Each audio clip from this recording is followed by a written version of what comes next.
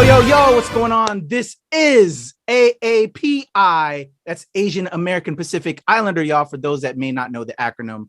Toy Heroes, AAPI Toy Heroes. I am Kuya P. Welcome to this brand new show here on the NRW Nerds Rule the World. I have been a proponent of representation for a very long time. And as an Asian American, that's also my bag, baby, because that is who I am. That is who I represent. And that is who I will always speak for, as well as all POCs. And I wanted to do a show that highlights that representation within toys. I got with a good friend, Keith Chow, for an episode 0 that is on the channel. If you haven't seen it, go check that out. Who just awakened me to just how we should be represented and what he knows about our representation. And so I had to bring him along for this first episode of AAPI Toy Heroes, where each episode I will be unboxing that representation within toys and just talking all about the character that is featured and just going on this journey with fellow collectors and having just a good old time. So let's kick back with it, and let me go ahead and bring on my special guest, my good friend from Southern Fried Asians, as well as Shelf Conscious, his toy podcast, and the Nerds of Color, Keith Chow. What's up, Keith? What's up, Patrick? I'm excited, brother. Thank you for joining me for the first episode after we did episode 0, and just, talking about stuff that we enjoy and in our representation. Like, do you do negative integers? Do you do like episode -1? How does No. episode 0 work? It was just a way to kind of talk about bringing us in, and then the actual episodes will unbox. But if you could figure out a way to go backwards, I think that would be really cool. Want reverse time. Sometimes I think about like how would reverse flash powers would be, and if I would want them. Or it's like, did you ever see the movie? You saw Tenet, right? Where like some people are moving backwards in time and some people are moving forwards. I still don't understand that movie. Anyway, what's up? Let's not derail. I didn't talk about Tenet with anybody yet, but that film, I didn't understand how people super loved it, where I was super confused. It was cool visually, I'll give it that. The soundtrack was amazing, and I forgot. They didn't make no Tenet toys, so yeah, they didn't make Tenet toys. So anyway, this ain't about Tenet. This ain't about Washington, but this is about my boy Keith Chow, and we're gonna be unboxing for this first episode the Marvel Legends Shang-Chi, played by Simu Liu. If I pronounce that correctly, did I? It's Simu, but it's fine. I'm sure he won't say anything about it on the internet. Nothing but love to you, dude. But yeah, I am a fan of Shang-Chi. I've been a longtime fan of this Marvel Comics character that finally made its way to the MCU, the Marvel Cinematic Universe. And we have him as a toy, which again, this is all about our representation. And he's always been one of our big characters at Marvel. Would you say he's the biggest Asian character we have on the Marvel side? I mean, like historically, maybe. Now I think probably the most prominent Asian superhero is Ms. Marvel. Who's getting her own Marvel Plus, and we'll probably get an MCU action figure when her show drops. And will be a future episode. But I mean, I get, historically Shang-Chi was like their answer to, the Bruce Lee Kung Fu phenomenon, the way Luke Cage was the blaxploitation character in the comics. Because I would say Miss Marvel's more 2000s. Yeah. Because like Shang-Chi, but here's the thing: like Shang-Chi, I don't think Shang-Chi, right? Right. Well, yeah, Shang-Chi has been around since the 70s, but I don't know that Shang-Chi was ever like that popular a character. You're right. Like the more, I mean, we're talking like below C-list characters now, right? Yeah. Which is like the wildest thing about the Marvel Cinematic Universe is that like. Over on the DC side, we're still struggling to get like movies that don't have Batman or Superman in it. Yeah. Meanwhile, Marvel's doing Moon Knight and Shang-Chi and all this fucking shit. But like I would argue the more prominent kung fu character in the Marvel universe was Iron Fist. Yeah. And then Shang-Chi was probably a tier below. But yeah, Shang-Chi was like the more prominent Asian character. I mean, an Asian heroic character too, because like you had your Silver Samurai, you had Sunfire. Sunfire. But Sunfire is like a third tier X-Man character, right? So like that is true. So yeah, I mean, I was full disclosure, I was never a huge Shang-Chi comics guy. I used like one of the reasons I spearheaded the Asian American Iron Fist thing, is I always thought Iron Fist was just a cooler concept than Shang-Chi. Because Shang-Chi has a very problematic. I can agree to that. Yes, history too. That is very true. Which I'm very happy with the film in regards to the film that they kind of rewrote, and especially the Mandarin, which I've always hated as a name. I've enjoyed the character, but we're not fucking oranges, y'all. I'm sorry, but and to make that Wenwu connection just was fantastic. And that, speaking of Wenwu, we'll probably talk about when you unbox Wenwu, but the scene in the movie where he talks about that, my brother actually made a really good point that, Mandarin is not just an orange, it's not just a chicken dish. It's also like in the Manchu era, it was a type of like court officer. Mm. And that like what Wenwu would be offended by, not that it would be a chicken dish or an orange, it's the fact that Wenwu, the most important motherfucker on the planet, is thought of as some random like bureaucrat. Fuck that. You know what I mean? Yeah. Like that because I think Mandarin as an orange or Mandarin as a chicken dish is very American. Yes. But for like someone like Wenwu, he'd be like, I'm not a fucking Mandarin. I'm the emperor. Yeah. I'm the big guy. But but we'll talk about Tony Leung in a different episode. We'll get this to is that all about when we get to Wenwu. But no, I love that information. I didn't know all of that yet. So I appreciate that knowledge, brother. So what do you think of you have the toy? I know as well. You unboxed it yourself. Mine is breathing. Yes, you will be free soon. Dramatic lighting. Look at that. Look at that dramatic lighting on that. So what did you think? Let's talk about the packaging before I take mine out the packaging. Are you a fan of the Marvel Legends figures and just? Yeah, I mean, I got a bunch of Marvel Legends. I mean, I don't keep the boxes. The boxes is just the recyclable trash that prevents me from getting into the figure. Yeah. But I think generally, like the Marvel Legends pack, one interesting thing is that the Hasbro in general is moving away from all of the plastic. I noticed that with the Thor toys. Yeah. So last time I was at the Walmart or something like that, I saw the new figures are going to have no window, which is like it's cool that it's going to be more environmentally friendly.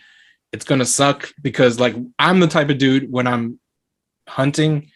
And nowadays there's not like multiple versions, right? It used to be like you could pick from a whole row of figures, but I'm kind of a stickler for like, is the paint right? And it's going to be like a blind box now. Too, when I saw that, yes. And the other thing is that it's going to be a boon for the figure swapping folks who like to buy a figure and put somebody else and return it. Oh, if you don't have a window.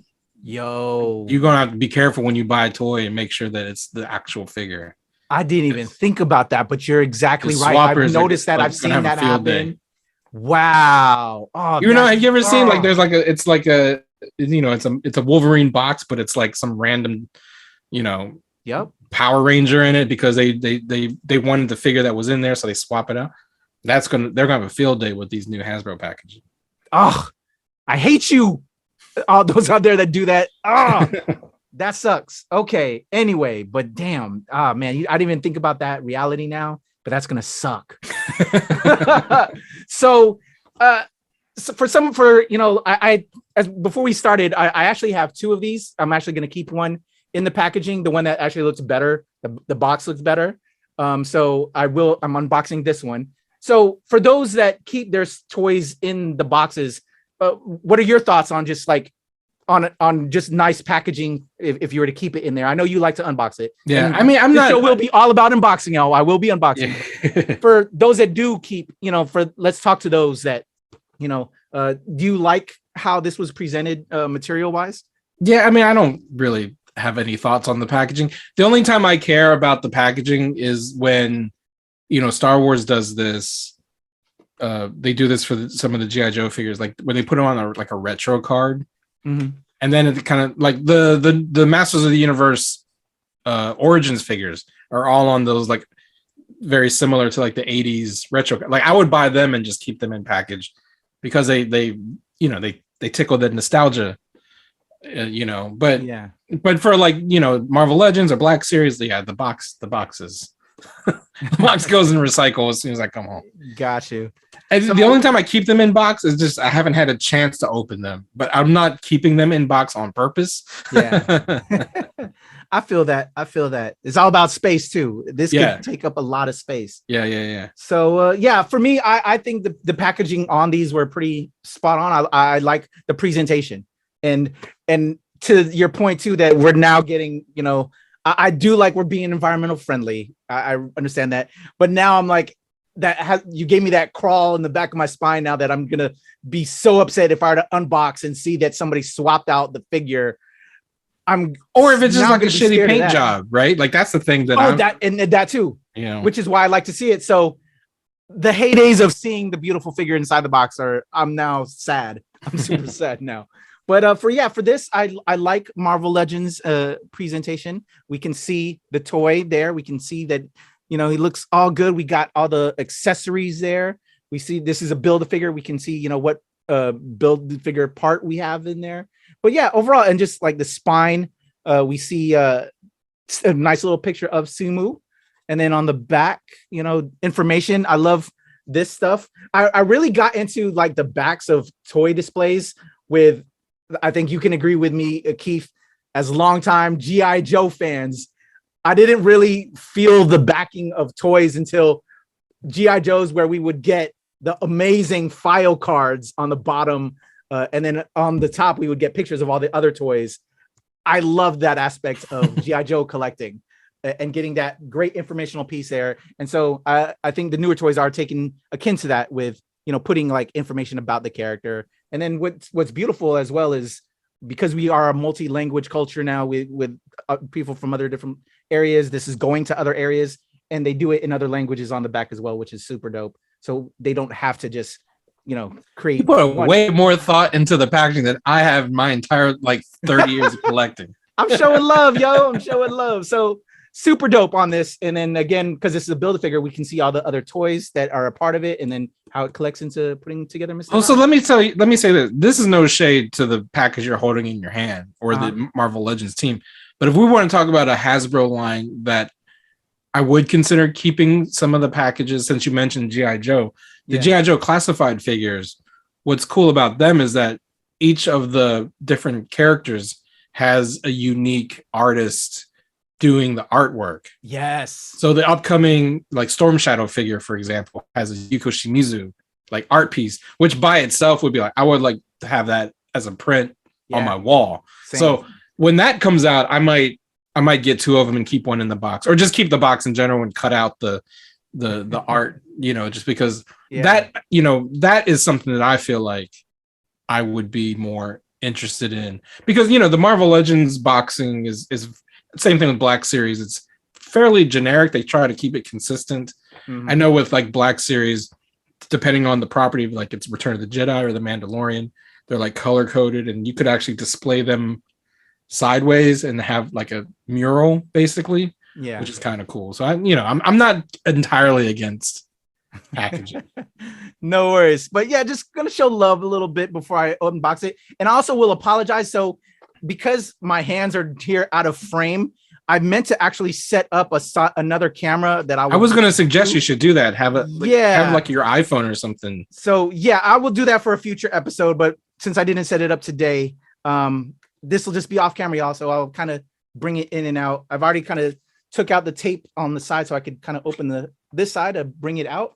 But for future episodes, y'all, I'm going to set up that second camera so you can actually see me pulling it out the box and just adding more to this presentation of our episodes. So there we go. So that is the convo on the toy box. And as Keith said, he's not much of a box guy, but I just wanted to show love because, there's other artists that put in work on that, and I can appreciate presentation. So there you go. And then for those that do keep their toys in the box, that's special to them. So I've opened up the sides, and here we go. I'm going to pull out Shang-Chi, and it slides out very well. So actually, if I wanted to keep the box, I just did a slight, cut on the tape, and it just came out very easily with no damage to the box. So very cool on that. I like that, especially if I were to be a box guy, I could put it in and out or whatever. So there you go. There's the box. Let me take a look at our Shang-Chi, who's in the plastic, and he's now breathing. He's breathing. So what do you think? Let's talk about just some of the things that came with. What do you think about Build-A-Figures? To me, it depends on the figure. Like, I don't give a shit about Mr. Hyde. So yeah, kind of. I have a couple random thigh pieces and leg pieces that will eventually go up on eBay for people who need those pieces.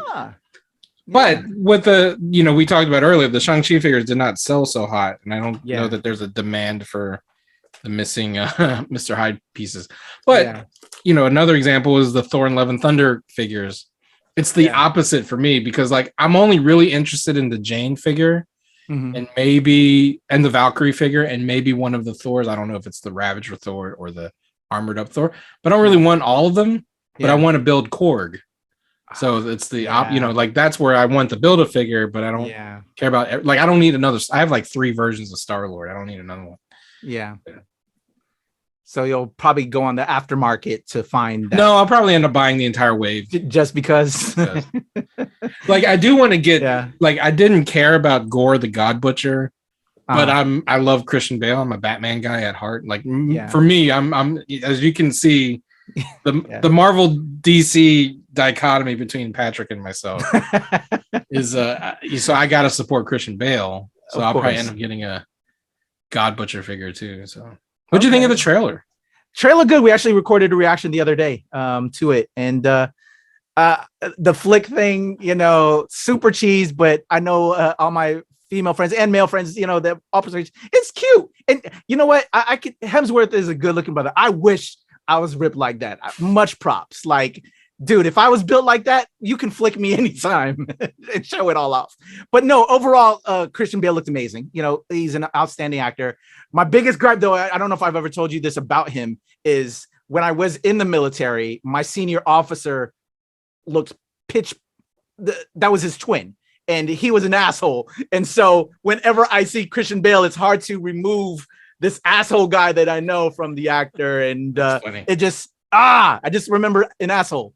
But Christian Bale's an amazing actor and it is outstanding. But love it. And Natalie in, oh my gosh, Valkyrie. Tessa Thompson. Yo, they got swole. They just, they can hurt me anytime. But no, overall, I loved it. I can't wait. So going back to the Shang-Chi figure, like, I don't understand why they couldn't come up with some sort of movie relevant Build-A-Figure, like the Mr. Hyde. Like, why? Yeah, that's kind of out of place with the rest of the line, right? Which they do that sometimes. Like they I think the wave wasn't all Shang-Chi stuff, right? No, if you look at it, there's some comics figures. Civil Warrior and Tony Stark AI. Like, why? Yeah. Why? When there's I think because there was, I guess they didn't think there were enough characters to build. They could have done a Michelle Yeoh figure. They could have done a Trevor Slattery figure. Yeah. Because they did give us a Morris if you got the Aquafina figure. So I have it in a bag right here. I don't know why they couldn't just give us a Trevor Slattery. I know that was also a spoiler that he was in the movie, but it wouldn't make sense to get, since they made a Morris, that you could put Morris with Trevor. So I don't know. That's another reason I was like not so impressed with the Build-A-Figure, because I don't care. I don't even know who Mr. Hyde is in the Marvel. He was a Daredevil villain. Okay. And so out of left field, why Mr. Hyde? Who was clamoring? Yeah, it doesn't make sense. So anyway, so there's the Build-A-Figure leg that I will probably put on the aftermarket as well, because I'm not interested in building Mr. Hyde. So in the package beyond that, we get his staff, which was seen very prominently in the film. We get various hands that we can switch out, which is dope. I love that, to play with my figure and have him do the different moves. But the one thing that I noticed very early on when the toys were released, and I already know the answer, is it's Shang-Chi and the Legend of the Ten Rings. I want, he gets the bracelets, he gets the rings. And I know the answer is that they didn't want to spoil it and have him wearing it. But like, are we going to get a secondary figure later on? Which, again, you shaking your head. I agree with you. I doubt it, because the toys didn't do so well. But I would love that, you know what I'm saying? So like, that's the one thing missing, you know, maybe it could have been like an additional accessory. Maybe if, you know, we're going to do a Wenwu unboxing, but I'm already looking at the Wenwu figure on the ground. He already has it as part of the toy. It's already on his arms. It's not a piece that you put onto Wenwu. So I think that's one area that if they didn't want to include it with Shang-Chi, if it could have been in the Wenwu, but not, you know, on the sculpt, it was something that you put onto the toy, you could then transverse and put it onto Shang-Chi, would have been dope. Would you have liked that as well, Keith? I would say that if they had some sort of a clip-on plastic effect where they're shooting the rings at each other, that would have been dope too. Mimic the that scene. I mean, I guess we're gonna talk about the movie too. I don't love the 10 rings become like Shang-Chi's superpower. I'm with you on that. No, I agree with you on that. I agree with you on that, but it's part of the movie. Yeah. You know, I mean, if you know, you're probably going to get to it when you start talking about sculpt and stuff. The thing, my big gripe is that while it looks fairly Simu-ish, like it's such a boring face sculpt. Yeah. He's just kind of there's not much going on with his hip. Yeah. There's no expression on the face. He's very simple. Yeah. So, I mean, that's my thing. Is it like, and this is Keith criticizes Shang-Chi. I don't love the costume. Yeah. This isn't my favorite. I think it's kind of a boring MCU costume. Yeah. It looks like a waiter. I don't understand what's Shang-Chi about this. Like, I mean, they've changed his costume in the comics a couple times, but I really thought for a few years there he had that red and black tracksuit looking thing. Yeah. Like that's when like Greg Pak was doing the Agents of Atlas book where he and Jimmy Woo were on the team. Remember the karaoke issue?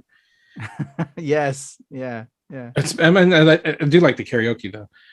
But I always thought that was a perfect live action Shang-Chi. The classic Shang-Chi costume is no shirt, no shoes. Yeah. Yeah. So at least they gave him an actual. That's what I used to make fun of Shang-Chi about. Like, you know, dude don't even wear shoes, and they gave him Jordans, which I like. Yeah. Oh, let me. Since we're talking about Shang-Chi, I know this ain't a sneakers. This ain't a sneakers unboxing, but I had to. As much as I criticized the movie, I had to. Get the J's. Same. I ordered it. I intended to do when the film dropped. I intended to do it for Halloween, but this was also right at the start of the pandemic, and it never came over because I guess it got caught up with the whole, you know, things coming over, and so I actually have the shoes as well, but never got my costume in. But yeah, I'm with you on the costume. You know, I'm happy you're saying it with me. Like it's something I felt in my heart, but never really vocalized it yet. But I'm happy to at least have it. You know what I'm saying? And that we have that there. I hope in the future we don't have to settle like this, and we can start making these waves and, you know, having better looking costumes and just having ourselves there. But, you know, I'm still excited to have it, you know? Yeah, I wish the face sculpt gave a little bit more expression. He doesn't look like he's fazed by anything. But then at the same time, you know what? That's kind of badass that, you know, everybody else will be like looking at him hard in my toys, but he ain't worried about you, bruh. So toy wise, I think is a great toy. Very posable. You can shift around. Do you like posability? Articulation is from definitely that old school line, right, where you could only move in certain fashions with certain toys. I mean, that's the appeal of all of Hasbro's 6-inch figures is that like they're all really super tight. They all have like double jointed knees. Yep. Although his is a little tight. Yeah, you can definitely do a lot of movement with this. The ball joints. Yeah, you can really pose it out. If you're into action figure photography, Don't you do a little bit of that or no? Not really. Not really. I take a picture of them on my shelf. There we go. You display them and you shift them out like seasons. Yeah, exactly. I do them seasonally. But yeah, you could, it's really cool that you could pose them out in different ways. So I think it's a really well-made toy. I love that we have options that we could shift out the hands, and we do have the staff, which was, made prominent in the film. So overall, man, my impressions of Shang-Chi, it's a great figure, but those negatives, I would say, like you would say, the expression on the face, would that be your key negative? Like for this specific toy is just the facial expression? Yeah, I mean, it's kind of it's a little boring as a figure. Like there's not much going on. I mean, the hand options are cool. You can make them do the tiger stance like in the trailer. Mm-hmm. I actually would have preferred, speaking of the tiger stance, if they were going to do a figure, I might have preferred him in the jacket from the bus. Oh, right. Than this. I mean, of course, that was one of the best scenes in the whole damn film. Right. But when I think of the movie Shang-Chi, I don't even think about, like, my least favorite part of the movie was the last third where it becomes this like CG, stuff. Yeah. So I would have preferred the coat and the bus look. For Shang-Chi. Heck yeah. Maybe if they do add additional. I know that you don't have Awkwafina, but like I wish they gave us the Awkwafina, like just the Awkwafina in regular clothes than what we ended up getting. Because like her with the archery stuff, I don't know. Again, that wasn't my favorite part of the movie. Yeah, I feel that. I will say though, in regards to that aspect of this time period in the film, when he does get this, the story build up to it, where it came from his mom, and in the detail of this figure, you can really see the intricate to almost kind of give that armored scaled look. They really added that extra detail to the figure, where they, you're looking at it as well, right? You have that fine points. You can see the grooves on that, so you can kind of see the detail there. So just shout outs on that. I like when they really kind of take the time to give that presentation there. And in such like a, this is like a $20 figure. When you have Hot Toys, to get that level of detail compared to like a Hot Toys, which you're really spending that money, to get it in a $20 figure is still wonderful. So shout out on that. But yeah, I think again, for me, my gripes were like, I was saying the rings, because it's a large part of the film. That would have been a cool to maybe shift it from Wenwu to this figure if they weren't going to package it with this, but we do get the staff. And then I'm with you on the facial expression. It would have been, give us a little bit more with that, but I can then also understand this, but I think overall, I don't know if I'm giving a grading system yet on these shows, but I'm happy for the figure, and I would love to just maybe have more down the line and add it to it, but I got Shang-Chi representing, and it's our representation in toys, man, and which is so very far and few, and that's why we're going to highlight these on this show. Any other commentary about Shang-Chi?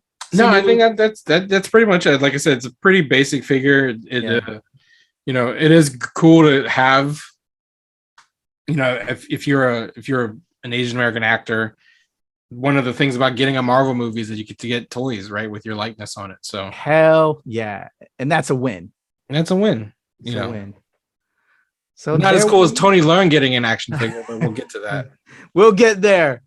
All right, there we go. That is AAPI Toy Heroes episode 1, Shang-Chi. And like I said, next batch of episodes, I will have like a up close as I take it out of the box so you can get a little bit more. So it'll just be straight on the figure. But there you go. We're going to talk about the toys in future episodes. As you see, I'll try not to get too much into the boxes. But, I wanted to rep that at least in at least one of the episodes. But yeah, we'll talk about the details of the figure. We'll talk a little bit about the history of the character, what we love about the character, the film. I hope you enjoyed it. Let us know in the comments what we should take in or take out, put in or put out.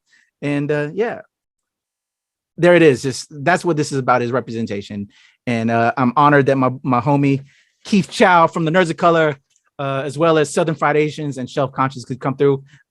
Keith, tell us a little bit about Shelf Conscious, your toy show, and just other things you got going on.